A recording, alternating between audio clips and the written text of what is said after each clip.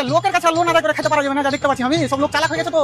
বাপ রে বাড়ি কত বড় করেছে, লোনের টাকা দেওয়ার দিকে না। বাপ রে বাপ, দর যাও তো প্রচুর বড় মনে হয়েছে। স্যার আমি ব্লাউজ লোন ডিপার্টমেন্ট থেকে এসেছি। হাট বানা, লোন টোন লাগবে না। আবে লোন তোকে দিতে আসেনি, আবে তুই লোনের পয়সা নিয়ে রেখেছিস, সেই লোনের পয়সাটা দে। ও পয়সা নাই তো কি করে দেবো? লোকের কাছ থেকে মারে ধরে এনে দেবো নাকি? তো নিয়েছিলে কেন? ও তখন পয়সা ছিল না।